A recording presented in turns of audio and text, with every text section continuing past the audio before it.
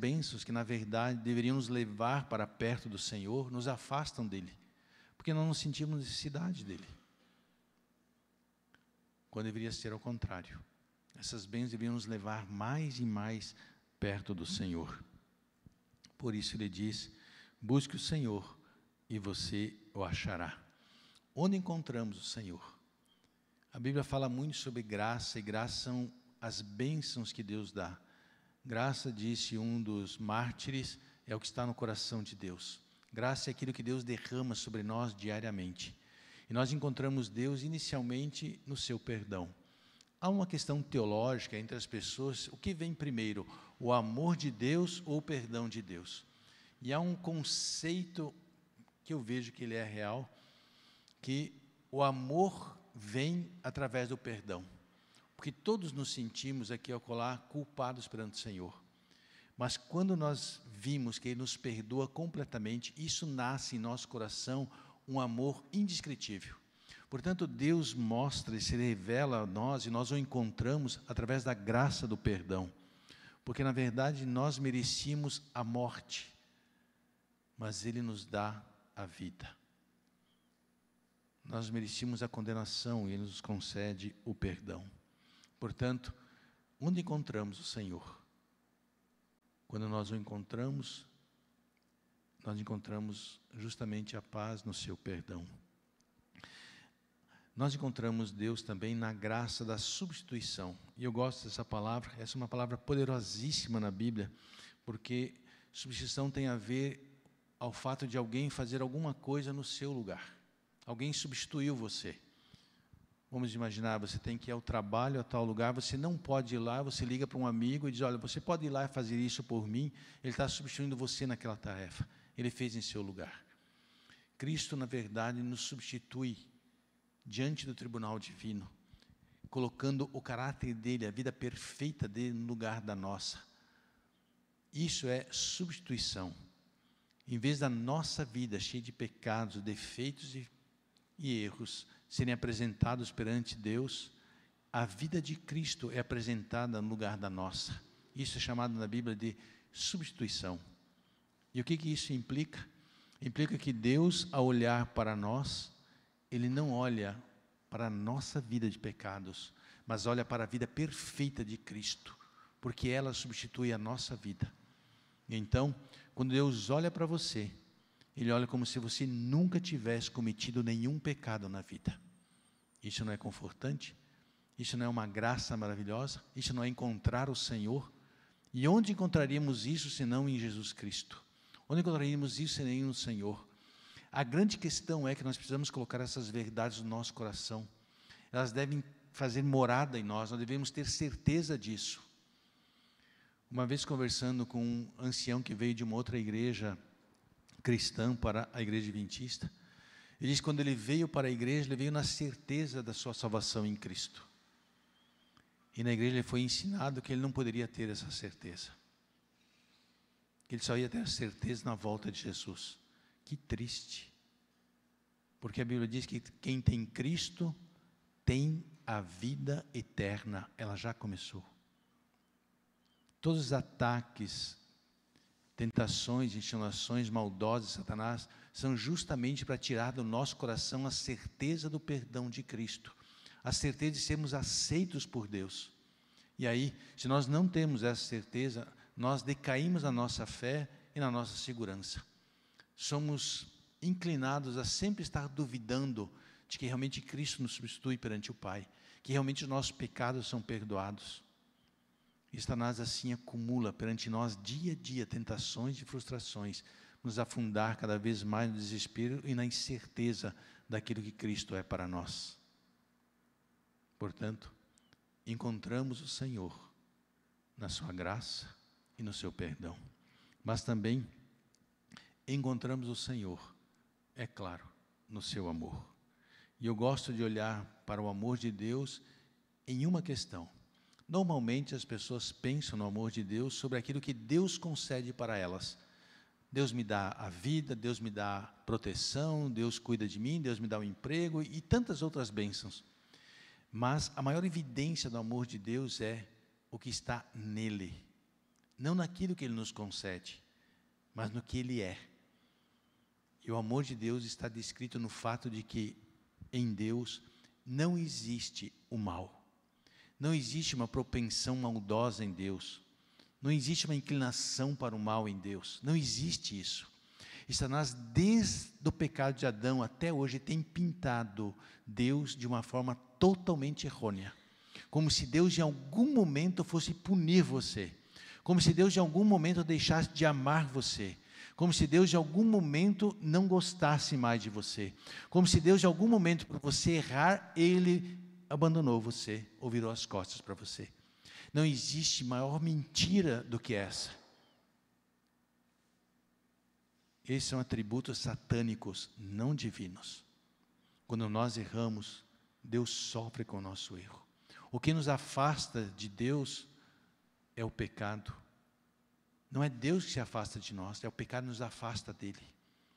A verdade é que Ele sempre está perto de nós, Ele sempre está nos buscando. Não há nenhum momento em que Deus está mais cheio de compaixão de nós do que quando estamos caídos pelos nossos erros e fracassos, ou quando estamos na incerteza do seu amor. Porque na natureza de Deus não existe o mal.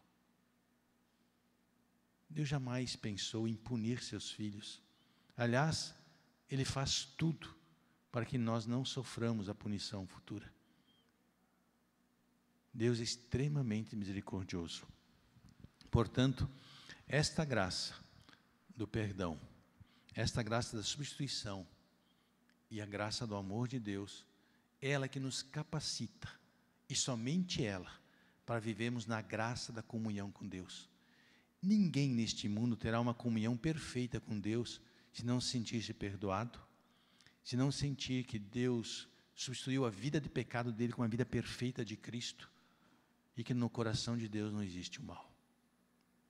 Quando essas verdades estão em meu coração, há paz, há uma comunhão sincera e verdadeira com o Senhor.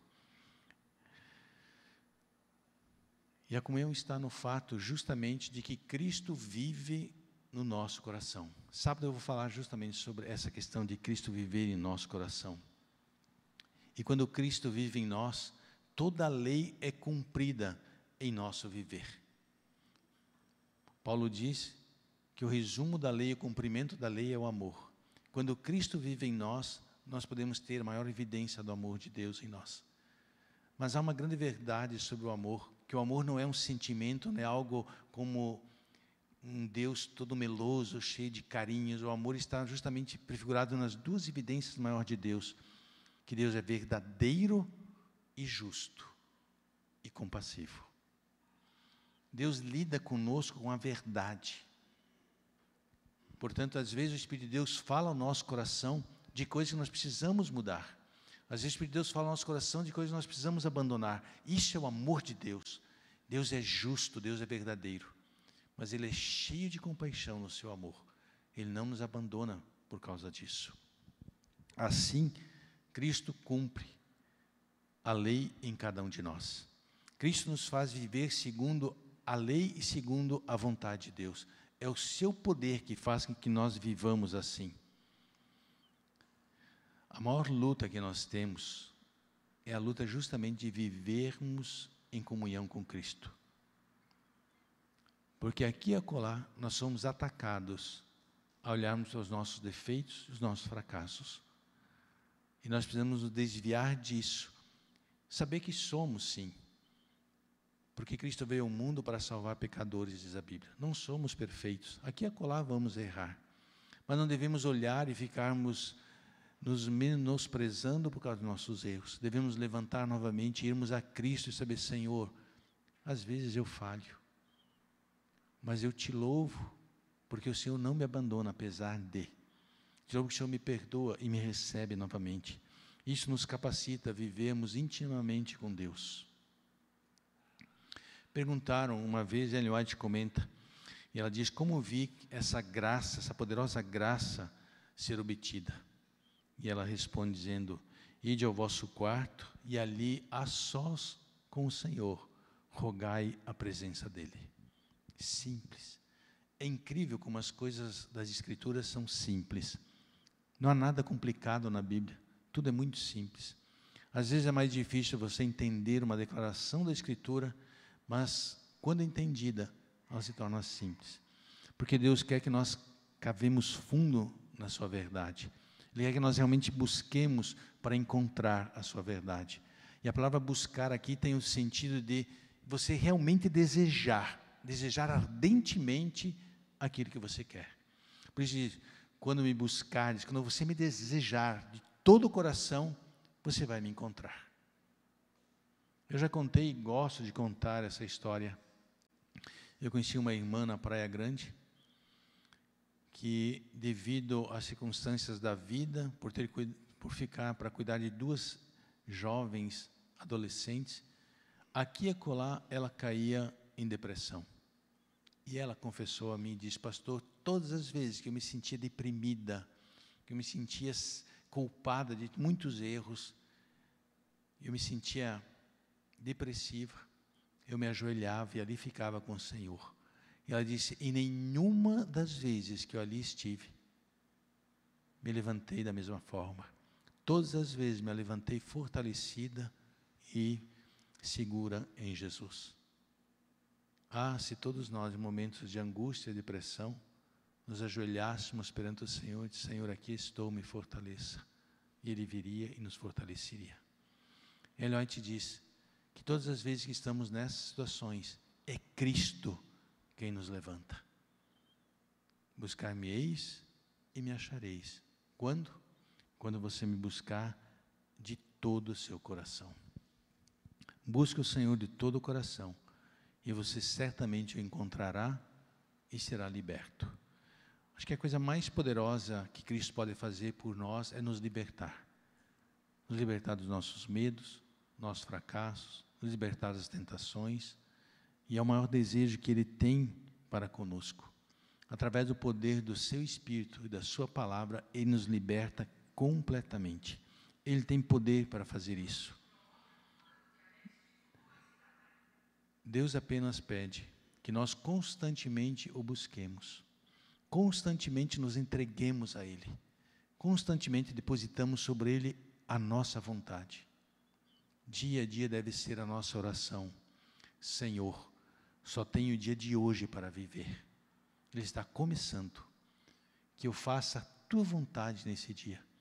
Se eu for tentado a não fazê-la, ajuda-me, socorra-me, para eu não ceder e continuar fazendo a Tua vontade. E ao findar o dia, poder dizer: Senhor, te agradeço por ter me guardado do mal, por não me deixar cair na tentação, e findar o dia em paz. Assim, o que nos motiva a buscar o Senhor? O que nos motiva a buscá-lo ardentemente, desejar verdadeiramente ter a sua presença? Uma questão nos motiva: é o seu amor. E o seu amor é revelado no fato de que Cristo morreu na cruz. E o fato dele morrer é a razão pela qual nós estamos vivos. Portanto, você só está aqui nesta noite, você só me assiste via internet, porque Cristo morreu na cruz. Porque através da morte dele, Ele te deu vida. Nós só vivemos porque Cristo morreu, você entende isso?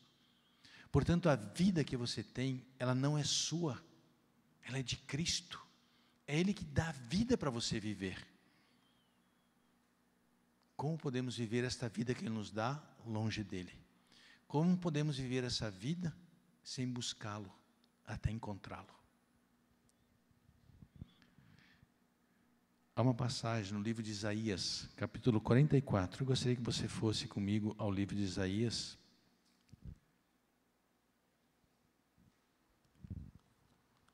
Capítulo 44.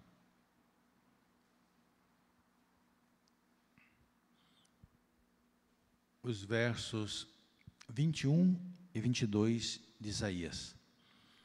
Isaías diz assim: lembra-te destas coisas, ó Jacó, ó Israel, porquanto és meu servo. Eu te formei e tu és meu. O que Deus está dizendo nesse verso? Ele não está dizendo a Israel, mas Ele diz a você que está aqui nessa noite, a você que me assiste via internet.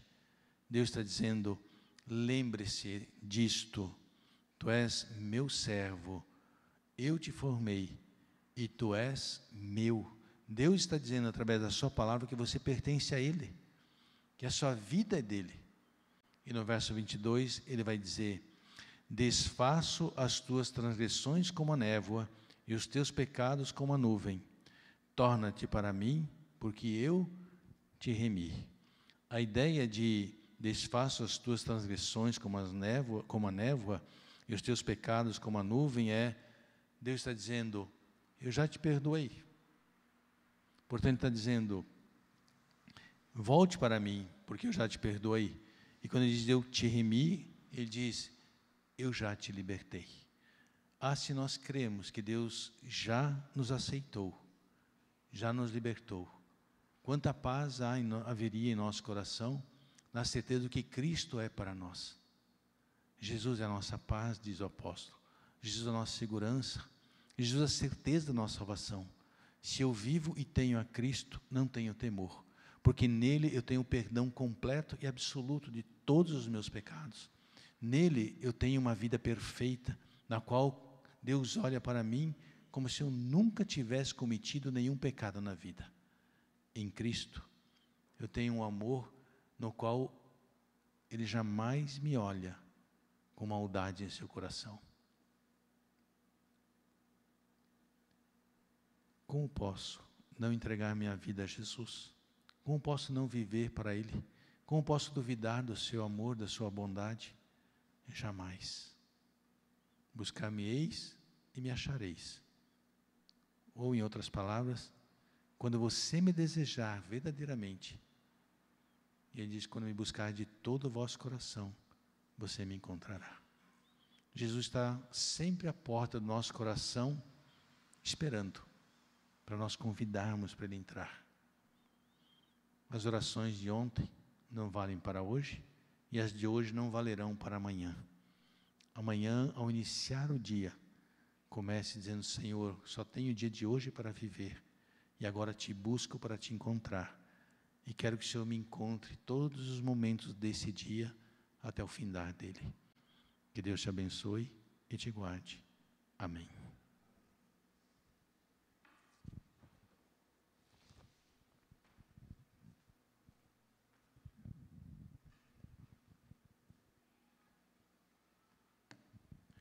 Em nossos cultos de quarta-feira, nós reservamos esse momento para que você possa abrir aqui teus pedidos, algum agradecimento que você tem, para que todos possamos orar juntos no culto.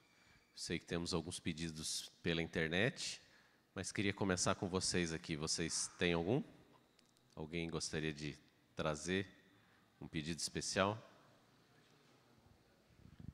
O pastor aqui vai me ajudar com o microfone. Se alguém quiser levantar a mão. Lá atrás, pastor, temos um pedido.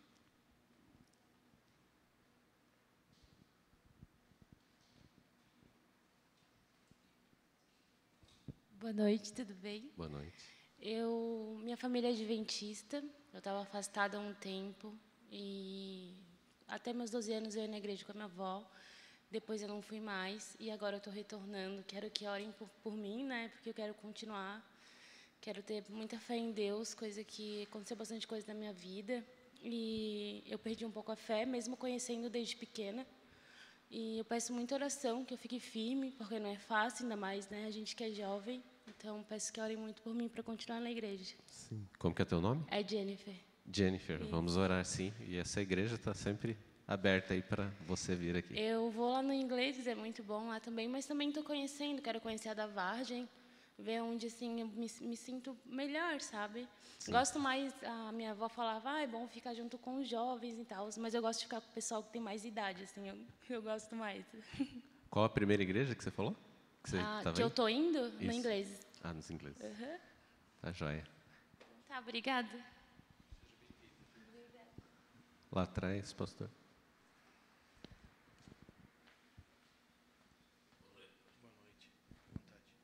Eu gostaria que a igreja orasse pelos nossos jovens, porque sábado e domingo teremos o vestibular da Universidade Federal. Meu filho do meio vai fazer o vestibular, mas com ele dezenas, centenas de adventistas farão. Como os senhores e senhoras sabem, eles ficam reclusos no sábado e fazem a prova a partir do pôr do sol, o que estende a espera até por volta de meia-noite. E já no dia seguinte, domingo, eles têm a segunda etapa da prova. Então, eu rogo que a igreja também lembre dos jovens. Essa é uma igreja que tem aqui ao seu lado uma escola, né? Que ore pelos jovens para que eles possam, como o meu primeiro filho, que vai se formar agora em dezembro na Federal, possam dar ali o testemunho também e fazer a diferença lá naquele lugar que tanta gente tem medo, né? Mas que Deus também desafie os nossos jovens a estarem e testemunharem. Então, oremos aí pela piazada que vai fazer prova, né? Vamos orar, sim. Bem lembrado. Mais alguém? Pode ser o da internet, por enquanto? Até alguém aqui.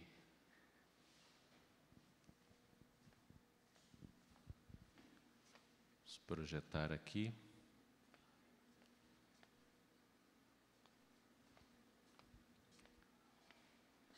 Temos aqui Roque Carmo falando: eu peço orações pela minha saúde física e também espiritual. Pode deixar, Roque, vamos orar sim. São as duas áreas importantes aí para a nossa saúde. Célia Campos pede o seguinte: gratidão a Deus por todo o cuidado e proteção. Peço oração por mim e por minha família. Precisamos de saúde, cura, conversão e libertação em nome de Jesus. Amém. Muito bem. Obrigado, Célia, por escrever. Solange pede o seguinte: eu, meus filhos, precisamos de oração, saúde e libertação, proteção. Seja feita a vontade de Deus em nossas vidas e suas famílias. Amém. Deus atue em nós. Mais um pedido da Érica Nunes: peço pela minha saúde. Boa noite, Érica. Obrigado por participar com a gente. Que Deus te acompanhe. É isso? Muito bem. Mais alguém aqui gostaria de falar? Podemos fazer uma oração, então? Gostaria de convidar você novamente a se colocar de joelho. Vamos orar por esses pedidos e agradecimentos que fizemos aqui.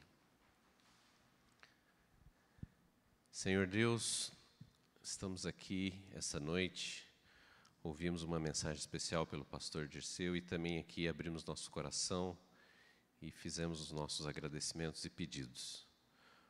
Muitos desafios temos que enfrentar, a Jennifer que está querendo retornar, os nossos jovens também que irão prestar o vestibular, que o Senhor esteja olhando para cada um desses pedidos que foram feitos também pela internet.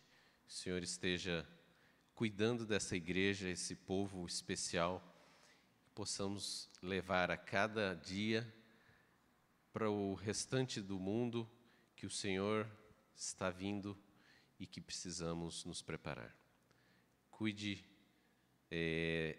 dos nossos familiares, dos nossos amigos, que talvez não puderam estar aqui, mas que o Senhor esteja abençoando a vida deles. É o que pedimos em nome de Jesus. Amém.